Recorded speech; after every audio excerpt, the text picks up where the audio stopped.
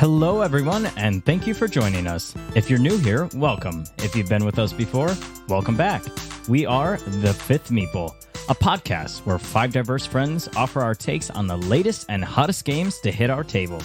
I'm your host, Emerson, the wild card, and joining me at the table today is the Goofy Noob, Hey guys, it's Daniela. the Collector, Hey, this is David. Do I own that game over there? the Underdog, Hey, it's Emily. and the Intellectual Introvert. Hi, everyone. This is Chris. Today's episode is centered around trick-taking. The two games in our lineup today will be Cat in the Box Deluxe Edition, where we are testing and proving Schrodinger's thought experiment, and The Crew Mission Deep Sea, where we work together as we explore the lost sunken land of Mu. And after that, as always, we'll face them off against each other in our head-to-head battle of the Funnest and see which one will be knocked to the ground. Will it be the paradox that you just created, or the lost land that you just found? But before we get into any of that, Emily, would you like to tell our listeners about this week's poll? Last week, Fifth Meeple ran a poll asking board gamers like you, what's the best snack to eat when playing board games? Candy, chips, pretzels, cookies, or none? 731 of you guys responded, and here are the results. So 29% of you guys said pretzels. And then second place was none, no snacks at all while playing board games. Tied for third place at 13% was candy and chips. Fourth place was another option. Someone typed in charcuterie board, and 10% of you guys voted charcuterie board while playing board games. Oh, Very no. Because y'all are No. y'all are fancy Salami. or You something. You ain't coming to my house. Yeah, well, I had to look up charcuterie board. So. Yeah, charcuterie board, fourth place. In fifth place was cookies at 6%, and then 1% of you guys said fruit snacks. Oh, yes. So a third of our listeners, almost a third, eat no snacks at all. But the winner by 2% at 29 was pretzels. Yeah, I think the cookies would go up from 5% to maybe like 20% if they ate the cookies that I make. Amen. I see pretzels a lot, though, as a popular one. That to me just feeds into, if I'm eating pretzels, I got to drink something, and then that opens a whole other can, I guess. Can of pretzels or can of worms? Can of pop for me. Yeah, can of pop. Can of sour worms. Pretzels aren't bad, though. No, but like Chris said, Just I need more dry. snacks. Yeah, it's like But they have to be regular pretzels. None of these flavored pretzels, then stuff sticks to your hand. I'm out. again. What's that saying? My Smells mouth good. is so dry I could spit a sweater. Hadn't heard that one before. I don't know. My mom used to always say that. Yeah, that's how I feel when I eat pretzels. Emily, what do you think about the poll? I'm still trying to think of what game they're playing where they can fit a charcuterie board on the table along with their board game. I don't know, but like, we got to find out who those people are. I was surprised that, I don't know, a lot of our options were sweet options, but like the salty snacks really were the more popular ones on here. The pretzels, the chips, and the charcuterie board. Like people are more looking for something more savory. savory. Yeah. Yeah. Where, Then the where sweet. was candy at? Candy was 13%. Wow. So it tied with chips. I can't imagine chips, just the greasiness and No. all that. That'd be And the terrible. crumbs everywhere. Yeah. Yeah. Or like popcorn. Like what? No. Getting the heebie-jeebies over here. The candies are a thing, right? At this table, we typically have a couple different types of candy out. Yes. I think as long as you get the right kind. Yes, you got to get the right kind. That's true. So we always have Starburst, Yeah. the What's number on the one table? kind. What's on the table currently, David? And we have fruity snacks. So both good options. Sweet and sour If fruity I'm- snacks. Yeah. If we're feeling generous, sometimes M&Ms, as long as you eat them fast. Yeah. These are Scandinavian swimmers, not to be confused with Swedish fish. Swimmers Aha. These are from Trader Joe's. from the Sponsor us. Scandinavian men. Well, I brought up drinks too, and I always have a drink at the table, but I always have it in a bottle, ideally not on the table. But what are thoughts on drinks and the potential downside of that? Oh, yeah. No cups. They'll go No. flying. Yeah, no cups. It has to have a lid. Yes. My parents always said lids till you're 30. And so here we are. I still need a lid. Yeah. It's just the proper thing, right? If someone bumps it, even with a straw, my cups come with like the little straw inserts, or like, yeah, that cup you have over there has like a little hole on the top. So it's Was there an option for nothing? Yeah. Oh. Yeah, so first place was pretzels at 29% and none, no snacks at all was 27. So it was Yeah. like a close second. Well, and I think a lot of people, made side comments saying we're going to eat them in between the games. So it's not like they're Yeah, not eating; they're exactly. just eating it when they're not playing games. That's the best way. Yeah, it's what we just got done doing, right? Yeah, exactly. Yeah, and then we had a couple of people, just being obnoxious and saying, "Oh yeah, Sloppy Joe's extra greasy pizza." Oh my gosh. That's so funny. Yeah. I mean, if you're playing poker or something, that's fine. But Yeah, like using your shirt to wipe your Cheeto hands on. Like, all right, guys. Well, hey, everyone, Daniela here. Before we get started, we'd like to ask that you take a second to hit the subscribe button so you never miss one of our shows. As we look to grow this channel and community, we'd really actually enjoy to hear from you and engage with you as the listener. So if you could please leave any feedback you feel would be helpful to us and share this episode to help us grow our channel, we'd really like it. Lastly, we'd love for you to follow us on Facebook and Instagram, both at Fifth Meeple, where you can vote in our weekly polls, just like we discussed, and see what we're currently playing. You can also visit our website at fifthmeeple.com or email us directly at thefifthmeeple@gmail.com. And as always, thank you for your support, truly. We hope that you enjoy this episode of The Fifth Meeple.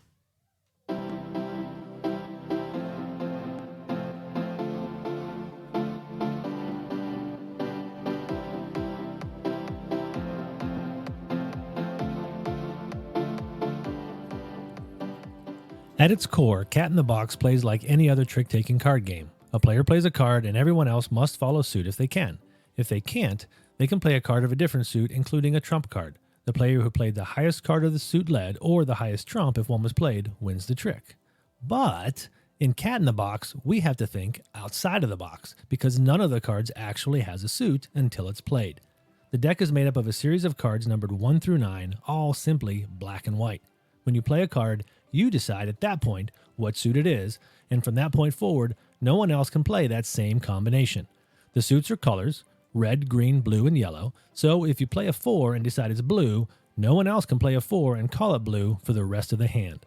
There are 5 of each number and only 4 suits, so chances are that someone is going to find themselves in a situation where they can't play a card without breaking the fundamental rules. If that happens, a paradox occurs and the hand ends. Players score points for each trick they take, unless you cause the paradox, in which case those points are negative. And if you correctly predicted exactly how many tricks you actually took, you get bonus points from a Tetris-like minigame that is also used to keep track of which cards have been played. A game consists of as many rounds as there are players, and the player with the most points wins the game. Cat in the Box Deluxe Edition was designed by Muneyuki Yokuchi and was released by Bezier Games in 2022. All right, thank you, Chris. Looking around the table, I know some of us are more fans of trick-taking games than others, but overall, what are your best moments when we're playing Cat in the Box? I really love trick-taking games. I've been playing them since I was knee-high to a grasshopper, and so, a lot of games under my belt, but this is an interesting twist on it, and I really like the fact that, hey, things change pretty much every hand that's played. Every time someone plays a card, you have to kind of rethink your approach, and in some cases, we start a hand and I'm saying I'm going to try to take as many tricks as possible, and just with a single card somebody plays, all of a sudden I'm like, just trying to avoid a paradox, trying not to be the guy who kind of ends it all and screws myself over. So I like that way that every hand, every card played just changes the way you have to think about it. It's really interesting path each hand. Yeah, I like so trick-taking is relatively new for me. Been only playing for a couple months, these style of games. So the concept where the cards are all, they're any color you want that you're playing. I like that part about the game. I like just, you have to think a little bit ahead. You got to kind of think in the beginning, what cards am I getting rid of? What do I want to hold on to? And how many tricks am I going to get? Obviously, you don't want to pull the paradox. I mean, that's, you could have all your tricks lined up. You could be really looking good with your points and be, if the play ends on you or something and you're the one who can't place, then you just got all your tricks and now you're in negative points. So that's a fun part of the game. And I also like being the person to void a color, when you're playing a game and you're like, I'm taking the chance, I'm playing on red for the first row. So if you play on red, that's the trump line. So you're essentially saying if there's yellow, green, and blue, I'm not playing on yellow anymore, whatever the suit is that you're working on, and I'm going to go into red because I'm hopefully going to win that. And hopefully someone doesn't jump over you and play on red too. And so there's a lot of different scenarios in that that I think are probably that's a fun part of the game, I think. Just taking a risk. And piggyback off of that, you're mentioning the betting and the what I would call your gambling. So I like that component in this game. There is a bit of gambling with it in terms of before we start the round, we all decide how many tricks we believe we're going to win. Guess correctly, you can maximize on more points that way. But also the factor that you were talking about, which is jumping suit or taking that trump and sacrificing a whole suit for the rest of the game. That's a huge gamble depending on when you do that in the game. So I like that aspect in this game. Yeah, I think timing, like trick-taking games, I know, Chris, you played a lot of them. I played them growing up as well. You know, a lot of it is about timing. And especially in this game, you know, with the mechanic, like you were saying, you know, when do I take that risk? When do I take that gamble to try to, you know, run the table to make sure I don't create that paradox?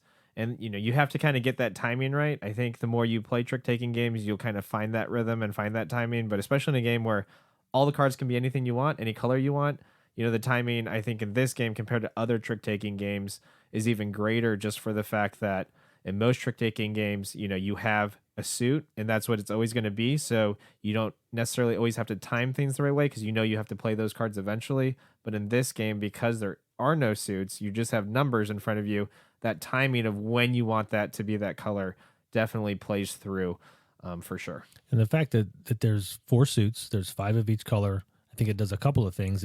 There's going to be a paradox at some point, but it can also potentially, you have this plan, and because someone else could have cards that maybe you didn't plan for. I know, Emily, you talked about one hand that we played in one of the rounds that we did where you had this great plan. It looked really great. You had all these 9s, and all of a sudden it was like just like that, and that plan kind of fell apart. Yeah, so you got to be assertive in there and really play them early if you got to win those tricks. I know one thing that was, let's be real here, guys. This was my first ever trick-taking game, and I think I've only ever played one other trick-taking game after this. So I'm super new to trick-taking games. But from what I've heard, what's unique about this game is not only is every card in your hand every suit until you play it, so you really got to be strategic, but you also have to predict how many tricks you're going to win, and I really focus on that. So like, let's say I think I'm going to win 2 tricks. I'll try really hard during the game to win 2 tricks, but in the end, it's not that big of a deal. Do you know what I'm talking about, Emerson? Like when you predict how many tricks you get, it's only for bonus points. Yes, as I touched base earlier, if you guess the correct amount of tricks that you're going to win in that game, you can bank on bonus points by placing your tokens orthogonally on the research board. Which I thought was just like a normal part of the game, so I really focus on that. Yeah, no, I think it's like an extra puzzle. It's an extra component to the game, which if you like puzzles, like maybe someone like Daniela, you would enjoy and take advantage of it, or maybe not. I'm not sure. I know the last time we played it, it was actually the first time that I went specifically for the research board points, and just based on the situation, I was able to be successful with it. I felt like it was really swingy though because you had to get it exactly right, and maybe that's part of the puzzle. But if you didn't get it exactly right and someone did, I'm not always sure that that's necessarily skill from a player, but sometimes it could be luck, and then all of a sudden someone's picking up potentially 5-6 extra points that you couldn't, and maybe that's just part of the game. And I haven't figured that one out yet, but I'm not a huge fan of the research board. I feel like it traps me to want to do it, and then I spend a lot of time and not get a lot of points. But Yeah. To me, if you're not first or at the beginning stage of placing, to me, it's very, very difficult to win tricks. So, you know, in a group this size, you could keep going around, and you could have really good cards like Emily had, a couple 9s, you know, and she's thinking, oh, I'm going to lay these down. I'm going to win these tricks. I'm going to start, and I'm going to back off and play my little mini board game and try and get more points on there. But if Emerson's first and it doesn't come around to her till the 5th card placement or tile placement or the little tokens, then tough, you know. Yeah, I mean that's one of the reasons why though I like this game is because that board is always tight. You know, a lot of games we play, sometimes it's, you know, it's really loose. You can kind of go wherever you want. In this game, the board is always tight. You know, obviously we played at 5 players. You know, we played on the bigger side of the board, but even when you play at a smaller player count, you know, the board shrinks down. So instead of playing cards 1 through 9, you only play cards 1 through 6. So I think, you know, the player counts that I played at in this game, whether it be 3 players or, you know, all the way up to 5, I've always seen the board being really tight no matter what kind of the player count is. And almost always, not always, but I would say probably like 80% of the time, it does end in a paradox versus everybody smoothly plays all their cards on the board. I rarely see that happen in this game. But the real reason why, some of the reasons why I like this game personally is look at the cat on the board. I mean, on the box. I mean, Cute. the cat is just super cute. I'm sorry, but that's what drew me into this game. I had no clue it was a trick-taking game. I remember seeing it on the shelf at the store, and I was like, I'm a cat guy first off. I have 6 cats, for those of you who don't know. And when I saw this cat, it's a nice, cute black cat. I have a black cat at my house. I was like, I just got to get it because it has a black cat on it. And, was pleasantly surprised that it was actually a good game once I got it. And I think I've given this game as a gift now to like 2 or 3 different people as well. Gave it to me. Yep. And I like the outline of the cat because it's different colors, but it looks like that stuff when you were little that's black that you can scratch off and it turns to different colors. It's like that tracing kind of thing. It's cool. And I think the components are good, but another thing that I liked about it, maybe Chris, you can explain to the audience a little bit more, but I like this game for the science component in it, because it does have something that it was trying to bring out that theme, and I actually really like that theme that it kind of brought out. I know you're a science guy here, so it's okay. You can say I'm a science nerd. And I do. And so a cat would not draw me in, but if you throw, which they kind of do, you throw an atom or a molecule on there, I'm in, and I'm probably going to want to buy it there. So this cat in the box does have a science theme that refers to Schrodinger's cat. And Schrodinger was a theoretical physicist from the early 1900s who was actually trying to come up with a way to help people in his field understand how they were misinterpreting certain things about quantum physics. And so he came up with this thought experiment where you take a cat and you put it inside of a box. And with that cat in that box is also a radioactive element, a Geiger counter that's looking for radioactivity from that element, and a vial of poison. And if that radioactive element gives off radiation, Geiger counter sees it, it breaks that vial of poison and basically kills the cat. It was a different day, and hey, that we could deal with that in those days, right? Yeah. So, but his point was, well, gee, the box is closed.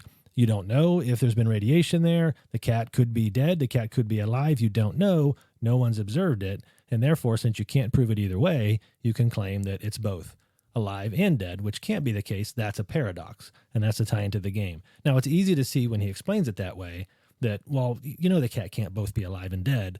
But that's what people were doing in quantum physics, was making a very similar conclusion in the quantum world. And so I love the way that ties in. And the big question is, now that I've gone through that, other than David, who said he does anyone care, or does that speak to you? And did that theme come across? I remember the first time we played it, we're like, why are there mice on, why are there particles on these pieces? Now that you explain it, yeah, it makes sense. It's an interesting concept, but does that come out when you're playing it? No. I don't think believe in so. the cards it does, because every card, I don't know. Well, there's a lot in the rule book that refers to it. I'm looking at the box right now. Quantum trick-taking game, right? You might look at that and say, what are they talking about? And then once you actually start talking about, well, what does this cat in the box mean? There's a lot of references in there. Yeah, I would agree. I think the theme actually comes out. I mean, look, there's an equation on the box cover. It's always great.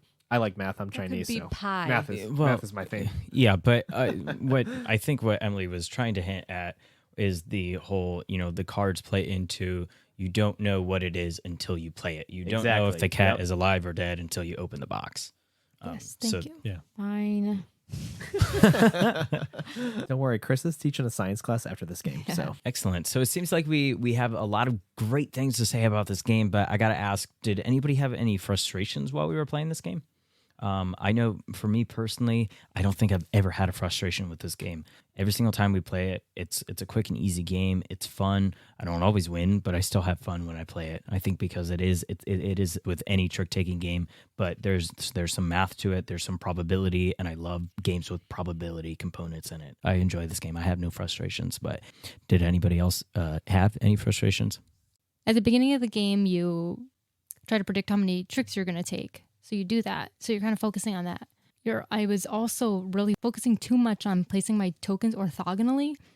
So sometimes, if let's say I predicted I was going to win one trick, and then instead of trying for more tricks, which even if I don't match my prediction, it would have gotten me more and more points. I will start playing lower stuff to purposely not win tricks so I can meet my prediction, and that just totally screwed me over. Especially like, if you win one that you didn't want to win, now all that was useless. Yeah. Yeah. Yeah. And like sometimes I'm like, well, I predicted I was going to win one, but like now I'm like, oh, I could win more, but then I didn't. And I lost out on a lot more points than I got from winning my bonus. Yeah, I think what you're describing is actually really good. That's my frustration with this game, is that how you score points in this game can be frustrating, meaning that the only way you score is if you win tricks. So you can get stuck with a really, what I call a poor hand, just by random chance. You don't have anything high. You kind of don't have anything really to speak of, but yet there's no value, like in other trick-taking games where if you go for a 0 score, there's nothing of value there. So and like you were saying, if I get that one trick, but I could have got 3 more, it's probably worth it to get the 3 more sometimes than it is just to get that one trick for that 1 point. So I'm hoping, I know this has a Kickstarter, and this kind of, we'll talk about it later, but there's 2 expansions coming out. I'm hoping that they address the fact that, maybe there's different scoring based off of the hands, because sometimes I think you just get a bad run of cards, and if you don't have high cards, it's hard to score points in this game. And I was going to say, but then I'm kind of rethinking it, that if you have all low cards, well, then you can try to just maximize on the research board, but you still have to win at least 1 trick. Yeah, you always have to win 1 trick. Yeah, And if you do that by throwing a trump out there, then you've just cut off, a third of your other cards. So that can be really dangerous. I know you just touched base on the Colossal Edition expansion that they're coming out with, is that point-wise, there's more possibility to score on the research track, because now you can match orthogonally, whether it's horizontally or vertically, just from 1 or 2 spaces, if that makes sense. Maybe it doesn't make sense because you can't see it, but that was the best way that I could explain it. That's where you needed that cricket sound we were talking about. I know. It's no. So basically, like you could skip. So let's say I place it on a 3, and I don't have 2 and 4 available in the green row, but I have now the 2 on the blue row if it's right underneath that kind of skipping. So that allows for people to optimize on more points with the research board that way. I think for the same reasons that David kind of likes it, because it's tight game. I think that's my frustration with it, is that it's tight. Is kind of, as we're all talking about it, saying and going through kind of what Chris was explaining, is you have to win a trick for your board points to count too. I think the last game we played, I was doing good, and then I won too many tricks, so my board didn't count, which frustrates the living daylights out of me. And then with the point system that we were talking about, I ended up like in the negatives, because I went over in points, and then it was negatives, and then I got the paradox, which even gave me more negatives. I think everybody else was like, oh, I got 7-10 points, and I was like, that was my fault too, because I saw you building up, and I was in fear of creating a paradox myself, and I could tell, I forget what it was, but something about how maybe your board was going on. I could tell that you were kind of in a situation where you might have a paradox too, and I was trying to read that and play things so you would have it before I had it. And I think you played a paradox, or had a paradox, literally the same round I would have had one, but it didn't get to me yet. Yeah, well, and that's the thing. If we're playing, so in a group of 5, we would play 5 rounds, correct? Mm-hmm. So playing 5 rounds, and when you're getting smoked every single round, not really by your own doing per se, but if it's, I don't know, just can tend to be a little, I can get on round 3 and be like, I'm never coming back from this. Yeah, that's frustrating. I wanted a little more control over that research board, or some way to know that I'm going to get something out of it. And I felt like a lot of that wasn't in my control, which was one of my frustrations with it. Which in overall gaming is a frustration for me, that if there's 5 rounds, if in round 2 I'm already down like -4 or 5 points, I'm not having fun the rest of the next 3 rounds, because I already know I'm out. Yeah, so in this game, kind of describe what Danielle was saying, though. If you create a paradox, instead of getting positive points for every trick you take, you score negative points for that many tricks. So therein lies the rub. Big swing. Yeah. And since Emerson, you were asking about frustrations, these aren't big frustrations, but I wrote a couple things down. I personally feel the cards are not the greatest quality cards. There's some really, really great components. I think the tokens are awesome. The research board is recessed. The individual player boards are recessed. And then I just felt like the cards, I don't know if they didn't have a UV coating or something, but I felt like they were a little low quality for me. Everything else was, I thought, really good. But then there's this, if you're playing, there's 2 options for the research board, which is where you're placing your tokens down.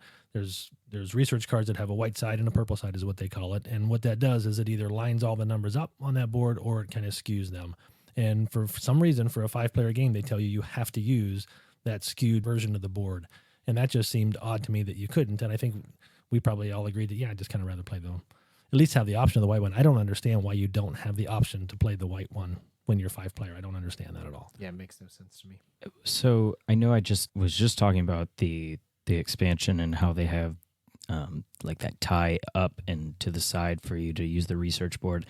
And I could be wrong, but looking at the pictures, it seems like, and Chris, you can look and tell me yourself if you agree, it looks like what Chris is talking about in the skewed, instead of just blank spots, they put those opportunities to expand your orthogonally sets, if you want to call it.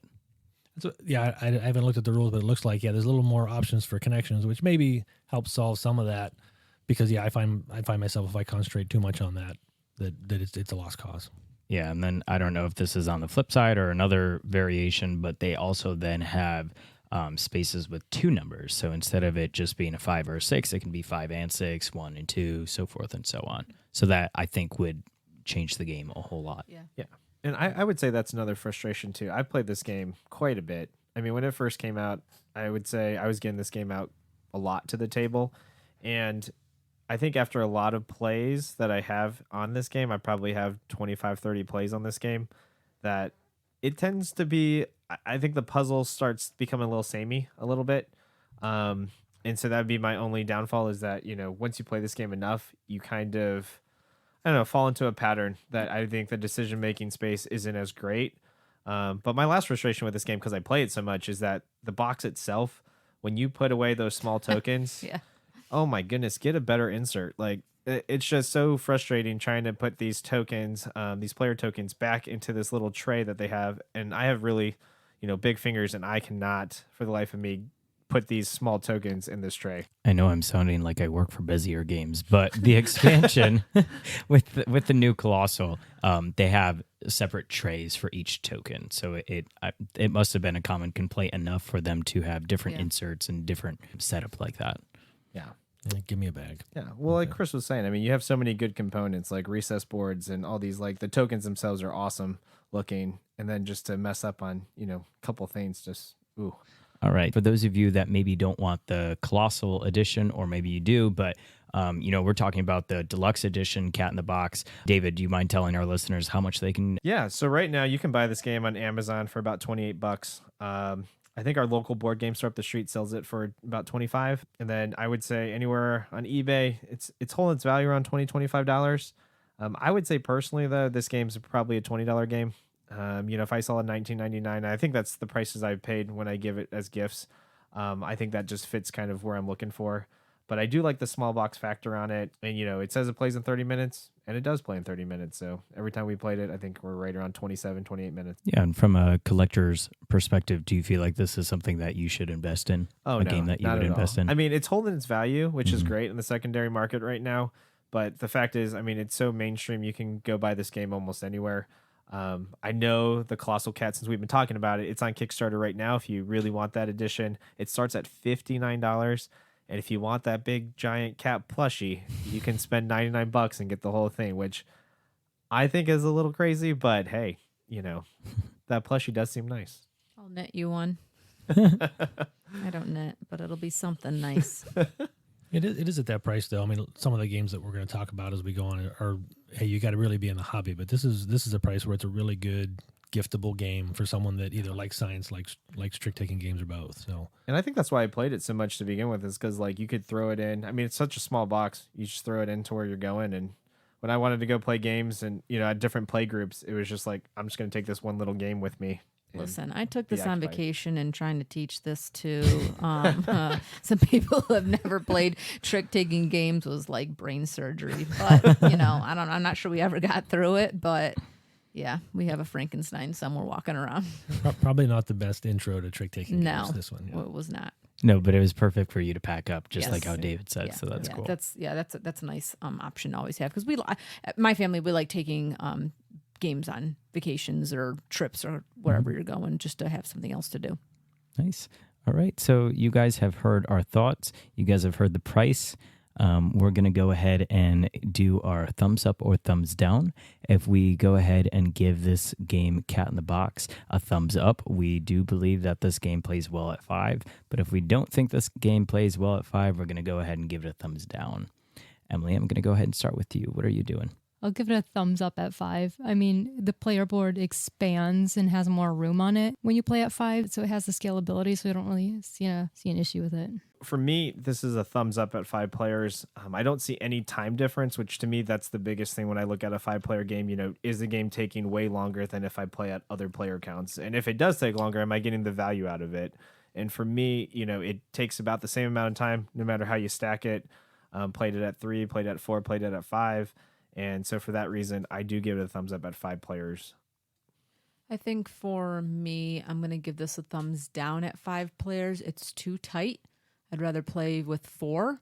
And that's just how I'd like to be in the positive in my points and not be in the negatives. Yeah, I actually like this game better at 5 than at 3 for the reason of you play 5 rounds, and I like the extra rounds. And so I played at 3, 4, and 5, and I feel like when I played at 3, I'm like, man, I wish that lasted longer because I do like this game. Again, I'm a science nerd, and so you got me with the science theme. I like the trick taking. It's unique, and I actually like it better at 5 than the other counts. So I gave it a thumbs up. I'm going to go ahead and give this game a thumbs up. I'm kind of with Emily. I feel like this game just plays well with it. It doesn't matter how many players, at least for me, it doesn't matter how many people I'm playing this game with. I enjoy it at every count, and I think it does play well at 5. Whatever. So that means that 4 of us feel like this game plays well at 5, and we have one person that gave it a thumbs down, but that's okay. Uh-oh. Daniela just created the paradox. Stick around as we suit up and journey below the surface.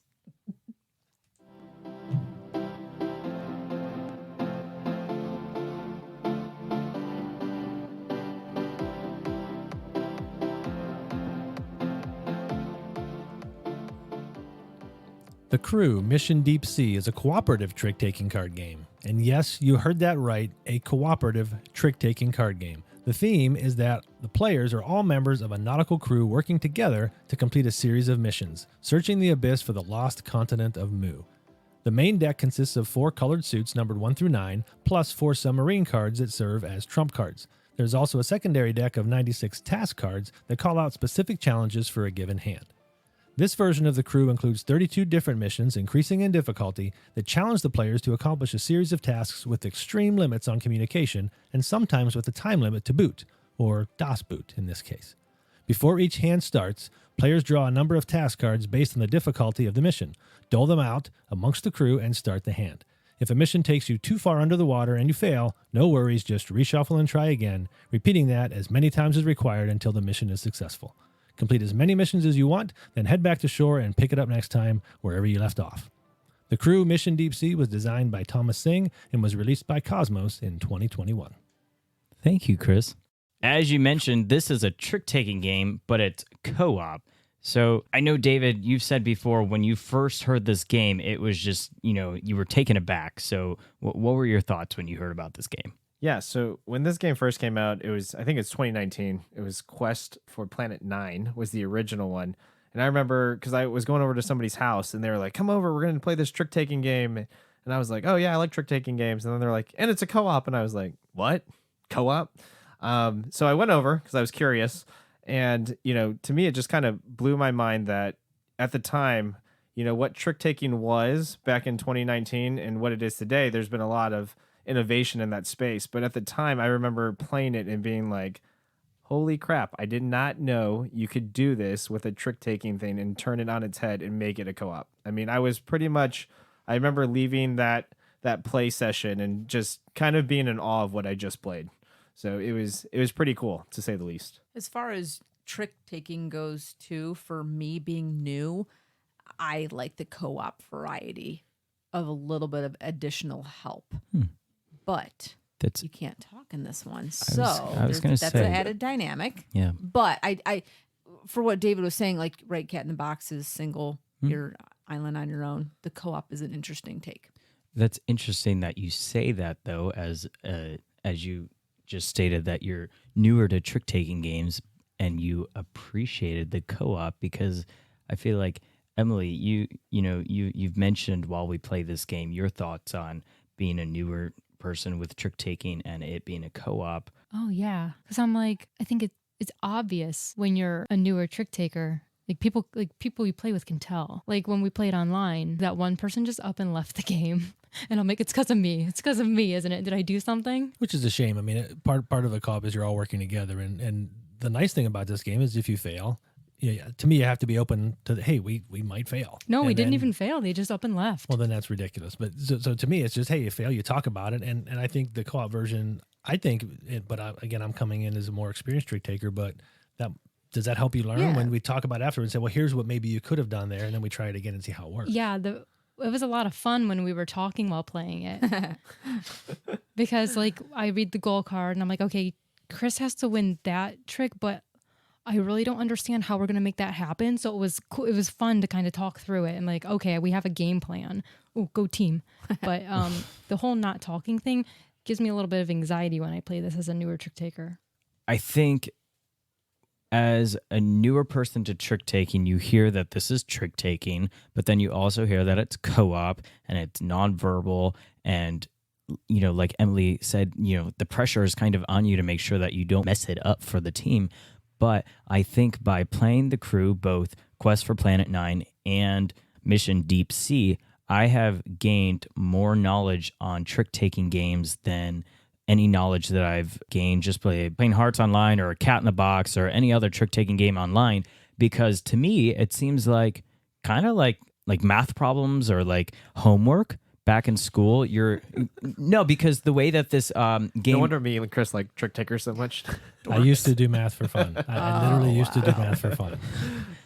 Well, and we can, you guys can stem off of this, but what I'm getting at is the setup of this game. Mission 1 is very easy, and as you progress with the missions, they continue to get harder, and I think that is just beautifully made. Yeah, that makes the win as a group and a collective so much sweeter. Mm-hmm. I think when you collectively win as one and as a team, it's like, yeah, we did it. And then, but Emily, like when we do lose one, you're like, was that me? What did I not play right? There's some really, really highs in this game and some really, really lows where, again, if a couple of us are new, we're kind of like going, oh man, and you're going back and forth. You're like, am I communicating right with my token? Am I doing the right thing? So the wins are sweet. The losses are really traumatic sometimes. Cool. Speaking of lows, that moment you throw down a card and the whole team just goes, and the whole game just ends. You're like, whoops. But then you also have moments where you play the card and you look around and you see people starting to nod their head and they're like, yes, like absolutely, Okay, that's I know what I what to do wanted you to Yeah. do. That's a really cool feeling when you're playing a card, you see someone nodding their head. Yeah. Yeah, and they're like, okay, yeah, we're on the same wavelength. Absolutely. Yeah, when we first started this, it was a bit tough. David was a little hard on some of us. I guess I didn't even realize that was going on in your guys' head. I think we really felt like I'm letting my team down. We're all drowning in this deep sea mission. Actually, that was the planet that we were in outer space on that Yeah, one. we were so just stuck floating out in space. Yeah, we cut you guys out. Yeah. I was But- ready to crack my helmet open. Well, at that and point. that's part of too. I think the playing, right. Chris and David have more experience in these types of games.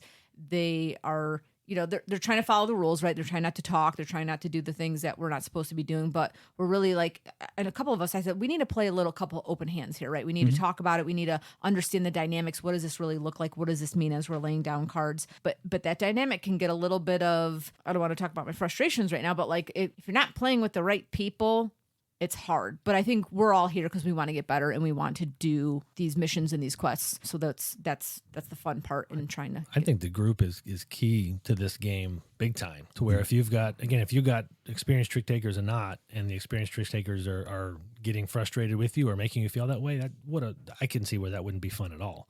Yeah. But I've talked before about, hey, I'm a science guy. I love to teach stuff too. So one of the thoughts I had when I was younger was to be a teacher. And so to be able to use this game to teach people how to react in certain times, or here's what you could read from that. And again, I think Emily, either you or Daniela was talking about playing a couple open hands. That to me is a fun experience too, even though maybe that's not how you're supposed to play it. That's a really good way to learn trick-taking games where you're just kind of talking through it. Okay, Yeah. they just played that. What does that tell you? And okay, maybe it's not the official part of the game, but to help someone learn a game, I think that is a really good way to do it. Before I say anything else, I could totally see you being a teacher. Professor. No, not even that. I just, hey, Mr. Carter, like the cool teacher, like, everyone likes to be in your class and, I don't Yeah, know. that sounds like me. Yeah. Okay. Get out your maths. Okay, Chris, don't take the compliment. No, I appreciate that. One of the things I'm trying to get better is accepting compliments. So thank you. I appreciate that. But if it was like third graders and they wouldn't behave, I would not be the fun teacher. Oh, no. I was talking more like high schoolers. Yeah. I feel like you're hip with the high school the math. older I would kids. love. Yeah. I would love doing that. Absolutely. But, we're talking about open hand, and I haven't done it in person where I play with three players, but I think it's the same. But I've done it online with Emily, and we've played with 3 people. And when you play with 3 people, you have an AI that you have to When you play control. with 2 people. Sorry, yes. You're technically playing with 2 people, and the AI serves as the third person. And I think that really also helps with learning the game. Daniela, if you're ever interested, I think that would be a good opportunity because you're now not only forced to learn how to play your hand, you're forced to learn how to play somebody else's hand that is now going to affect your own hand and that other person's hand, if that made Interesting. sense. Yeah, Yeah. for sure. And I guess that's another thing we'll get to later. But we're playing at 5 players here at this table, and the 5-player version tends to be much harder to be able to control a trick than it is at a 3 or 4. I think this version does a lot better than the original version at kind of scaling that out. But I still think when you've got 5 people to depend on playing the right card, a 5-player version I think is harder than 3. David, is this your game? The mission Deep Sea? Yes, that is my And game. yours was the Planet Quest. Quest for Planet 9. Quest for Planet 9. When you first started this mission Deep Sea, David, did you start out? How many people did you generally play with? When I first went to somebody's house, I think we played at 5. Okay. Yeah. All right, just wondering. Okay. Yeah, Quest for Planet 9, I've played with my family at 3, and we had no trouble finishing, even with one player that wasn't that great at trick taking. The 3 for Quest for Planet 9 was just easy. We kept asking, are we doing something wrong? And then I did a little bit of research, and it was like, yeah, at 3 players, I think even in the game it tells you at 3 players, take out a suit to make it harder. This version, Mission Deep Sea, I think does a little bit more to kind of jack up the difficulty, but still I think hard at 5 just because there's so many people you got to depend on playing the right card. Yeah, so let's go more into the frustrations because I think that plays into the frustration. So the frustration that you're hinting at is the more people you play with, the more room for error there can be. And to be clear, for me, that's not a frustration. I have no problem failing a mission. Okay. Now, when you're failing a mission like 10 times, then it's, oh, come on, this is a little too hard or a really tough one comes up. But I'm okay with failing because I take fun in the game. But I did see a lot of frustrations when you fail it 3-4 times in a row. That can get frustrating. Yeah, and I don't mind losing that much in a row. Last time we played this, I did have a headache, so I was just like not having it. But I don't mind playing the game until there were certain times that I wanted to keep playing it. I wanted to win that mission. I wanted to keep going. So that I agree. That's not necessarily a complete frustration for me, but it's more or less the pressure of, did I play the wrong thing at the wrong time? Right. Again, being a little bit new because I really want to win in the missions and go further and deeper and see, what else is out there because it's only going to get harder. So I felt like we had some fun cases where it was the third time we're playing this and, oh man, we might actually pull this off. We might actually pull this off. Now the one I'm thinking of, we didn't. We just didn't have the cards. But that in itself, when you fail a couple of times, it can maybe jack up the tension, but jack up the fun of actually accomplishing it when you finally nail it. Yeah. Yeah, I agree. I mean, I think, the sweetest wins that I've had in this game is when your group plays it and plays it and plays it, and you lost the mission like 10 times, but then you finally get that magical dealt round of cards. Everybody plays what they're supposed to. And you get that win. That just makes that win so much sweeter. But it's one of those games that you have to have that going in, like that mindset, that mentality. Because I think, today, so many people, they just get frustrated right away and they'll just stop. Sometimes you got to push through that. And when you get to that, that win, you'll actually remember that a lot more than, all the small wins you might get that were easy. Yeah, the great thing about it is whether you win or lose it, each mission only takes 10, 15 minutes. Yes. So and you learn, at least for me being newer to trick taking, I learn a little bit every time. Okay, they did that. Okay, so next time I'm going to try it this way. And it's so quick. It's kind of a lot of fun to keep doing it over and over again. I didn't mind that. That wasn't a huge frustration for me. Yeah, it's kind of cool. You can play as long as you want, put it away, and then whip it out whenever you want. We've started to kind of just use it as a filler, and again, just kind of learn a little bit more. Frustration for me, and I don't know if it's really a frustration or not, but it's something that kept happening to us was when you communicate, what you do is you take one of the cards out of your hand, you put it on the table, and you can use your communication token without speaking to, depending on where you put your token down, you're letting the team know this is either my highest card, my lowest card, or my only card. And what inevitably happens, at least at our table, is you forget that if it's your card, you forget it's on the table. And so then you might plan your hand around something thinking you didn't have it in your hand, or it comes time to play it, you don't play it. And that just seemed like it happened way too much for us. And they give you a card to put in your hand. Even when we do that, we forget. And so, again, not really a frustration, but it's like, man, that kept happening. I'm not sure how to avoid that. I think a frustration, and yeah, I would consider it a frustration, is the communication aspect, because I feel like sometimes it does more harm than good. Meaning, someone could communicate, especially if they're unsure of what they're supposed to communicate. In this scenario, someone is not familiar enough with this game and they feel like they need to communicate this random card. And then, everyone else at the table is looking around. They're kind of trying to put the pieces together as to, okay, why did they play that card? And then you might start overthinking and think that they meant one thing, but really it just didn't mean anything, or maybe they meant something else, and it just, ruins the whole mission. I think that is my frustration. I don't disagree. Yeah. I think a really big part of this game is just being okay with losing, though, and just finding the joy and, oh, man, we screwed up. If you're okay with making a mistake and the rest of the folks are okay with making a mistake, maybe some of those frustrations can go away. But everybody's got to feel comfortable doing that, too. Yeah. Yeah. I mean, I agree with all these, you guys have brought up some good points of frustration. To me, it's just, it's, again, it goes back to the group that you're playing with. The skill level sometimes, just knowing what you're going to go into before you go into it. If you're going to go into it, just know that the people that are at the table, if they have a lot of experience or if they don't, you're going to get two extremely different plays of the game. And then I would also just say, in the newest version, you're flipping over cards until it equals the number in the mission. So basically every card has a point value, and you keep on flipping it for that thing until you add up like 7, and the mission level is at 7. And so to me, though, sometimes the unevenness of the cards. So I think sometimes the cards are super easy that pop out, and then other times the cards are super hard. Yeah. So sometimes I don't, to me, it's like, sometimes you get an easy win or you get a really hard set. And, I know they try to balance it out by, kind of dictating the values, but sometimes it could just, when you're playing it, it tends to, sometimes I feel like either be really easy. Oh, like that mission was so easy, but then you go to mission 8 and it's like impossible. But then you go to mission 9 and it's easy again.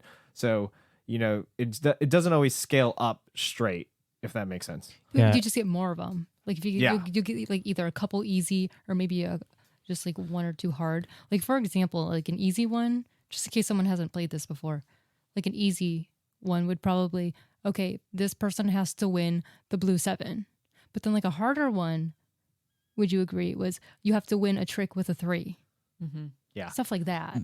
That, and what I was going to say is, in some missions, you're not distributing the mini missions to everyone. It's either the commander or one person has to take all the missions for themselves. And if the cards aren't dealt correctly, you're stuck with 2 missions that are just blatantly impossible to do, just based on how, they're on the complete end of the spectrum from each other, and it's impossible to complete. For those of you who are more experienced, I know, Emily and Daniela, when we played missions and you guys were the captains, because I felt a lot of times, it's just random chance. We're just dealing cards out, but it's whoever has the black 4 is the captain. And I know a lot of times you guys got it. And I feel like that is a hard position, especially if you don't have a lot, because kind of like most trick-taking games, the way, this game plays is that whoever's the captain always leads first. And if you don't have as much experience, sometimes it's a lot. Did you guys feel like it was hard sometimes when you guys were the captains? Like, because I know it happened quite a bit, because I don't think I was ever the captain on any of the missions we played. I'm the captain now. Yeah. Going back though to the thought process of, I didn't really care if I lost a mission. I mean, I did, because I don't like to lose, but it was no skin off my back if I failed at that, because I knew we were going to keep trying, right? So there's some slack in that where, hey, I have this. I do think I can do this, and I do think I can win. And if I felt that, especially initially, I was going to keep the card and I was going to try and go for that. If I looked at my cards and I had like 3s and 4s and there were things, I'm going to win a trick with an 8 and a 9, I knew immediately I was not going to win that. So I had no problem at that point passing on those missions. Because I think one of the hardest things to learn in trick taking in general is what do you play first? If you're the first person going, that is like kind of an unwritten skill on its own. And I think sometimes it just magnifies itself sometimes when you play co-ops or kind of any games. It's like, what if I'm leading, what am I leading? Because that's a big part of trick taking normally. I was going to say, I'm going to break the fourth wall here and kind of talk about what's going on behind the scenes. And I'm going to reach over, grab the box of the crew, and I'd like to get the cards out. We talked, and so maybe David, if you can pull the cards out. We talked during the quest for Planet 9 that, hey, there's a lot of Easter eggs on the cards. Oh, yes. And there was a lot of space references, and for science fiction nerds, there was a lot there to see. And more recently, we've been playing Mission Deep Sea, and there are actually a lot of Easter eggs on those cards as well. And I'm wondering, did anybody see any?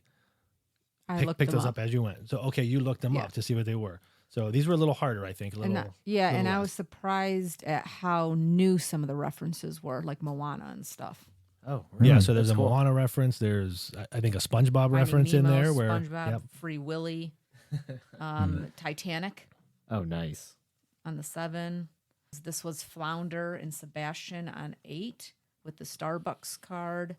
I mean, I just think Yeah, for that's a Little Mermaid. testament to like how good this game is that I don't notice any of these Easter eggs when I'm playing because I'm just so focused on the gameplay. I also think though that on the for the producers of the game that's really awesome to build those in. Oh yeah, there. that's cool. That's supposed to be Tomotoa's heart and for Tafiti and all that stuff.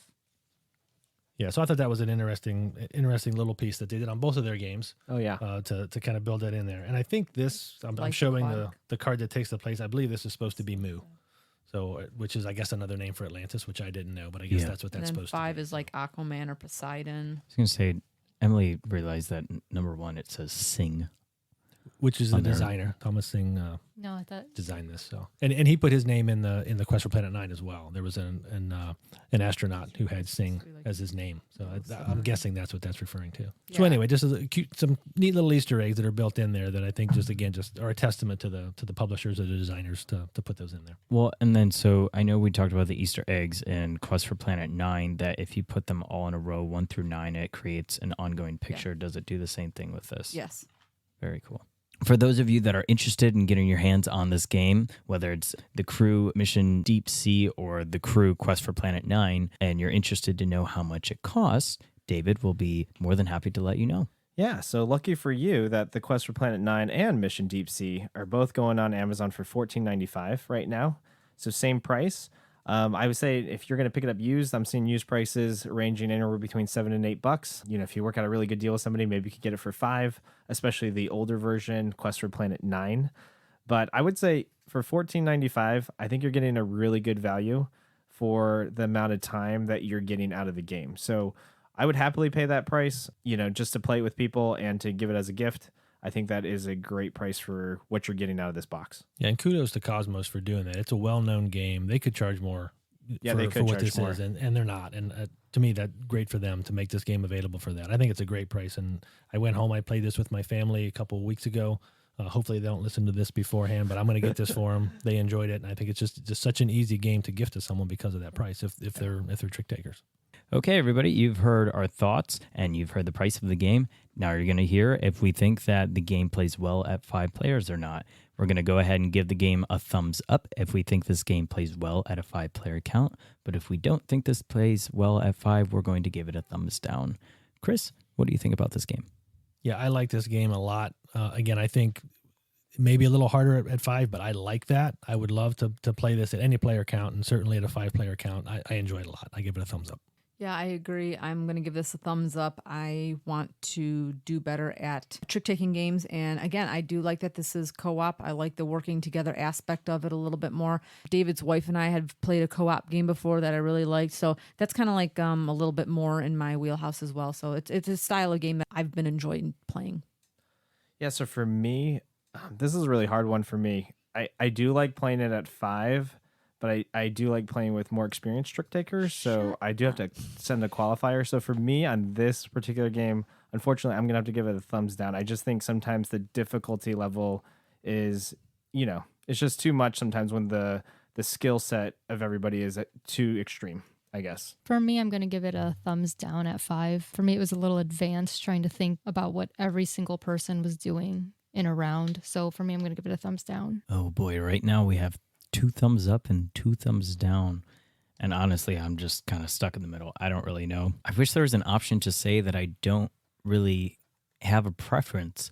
I guess I've been playing a lot of 2-player with AI, so 3-player games, and I feel like I've grown to be more comfortable, and I've gained a better sense of different ways to play this trick-taking game. That I'm gonna go ahead and do the thumbs up just because I want that extra challenge.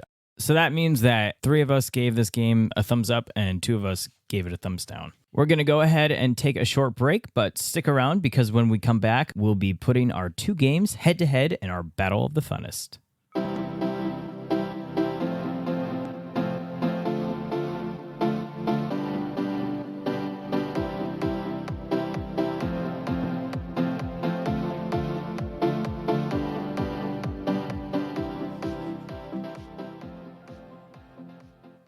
Alrighty, everyone, the moment of truth has arrived. It's time to separate the men from the boys, or more appropriately, the game from the toys. We're going to put these 2 games head-to-head for our ultimate face-off. In one corner, standing at a 7.7 overall rating with a weight of 2.0 on BGG, is your quantum theory thought experiment, The Cat in the Box. And in the other corner, standing tall with an 8.2 rating and weighing in at a 2.04 on BGG, is your exploration team, The Crew, Mission Deep Sea. Let's find out which one is the last game standing in this Battle of the Funnest showdown. Okay, guys, you walk into a room and you see 2 groups of people playing 2 different games. You may want to play both, but honestly, you only have time for one more. Which table are you walking towards and why? I'm going to walk towards The Crew. Even though it was a little harder for me, it's quick enough that you can just pull it out, play as much as you want, and then put it away. And also, there's more of a sense of accomplishment every time you finish a quest. So I'm going towards The Crew. For me, this was a tough decision, actually. I think if you had asked me at the beginning of summer, I would have picked Cat in the Box, but I'm actually going to pick The Crew. I haven't played The Crew in about 2 years for some of it. And, playing it again recently with you guys, just got my love of what it actually did for, trick takers to begin with. And to me, I just like it. Again, it brought back all those good memories. Like Emily was saying, you have a sense of accomplishment. If I look over in that group's, 4 people, I'm the 5th one, and I don't know if they're trick takers, maybe I'm walking the other way. But if they know how to play trick takers, I'm probably walking over there. So to me, The Crew. Well, I want to be where the people are. We're going under the sea. So we're going to go to Mission Deep Sea, The Crew. Again, I like this co-op feeling of this. This is bizarre for me. We're going The Crew, Mission Deep Sea. Yeah, I like both of these games, so not a straightforward decision for me, but I really like The Crew. I find myself looking for opportunities to find people who are willing to play this game. This group doesn't maybe realize it yet, but I've been trying to sneak it into each of our game nights and say, hey, we got time, let's play a couple hands of The Crew. I like it a lot, and just the co-op aspect of it helps, but just, I guess, any trick-taking game on any day, but The Crew wins over Cat in the Box for me. All right. Some of you guys surprised me with your answers, but I'm going to go ahead and jump in on the submarine and say that I'm going to go with Mission Deep Sea as well. More just because there's more of a puzzle to it. Cat in the Box, you got a couple puzzles in there, and it's, it still has that probability aspect. But Mission Deep Sea, no communication. You're playing with different people, and you're not necessarily wanting to win every single trick. Is just very unique, and for that reason, I'm going with that game. Well, with a 5-0 vote, it looks like The Crew Mission Deep Sea goes home with a knockout victory. And that is going to bring this episode to an end, folks. If you liked what you just heard and want to hear more, do me a favor, if you haven't already, hit that like button and stay tuned for our next episode. Your views and your support make this podcast possible, so please continue to share and tell your friends and family. Thank you for listening, and as always, keep gaming. Goodbye, everyone.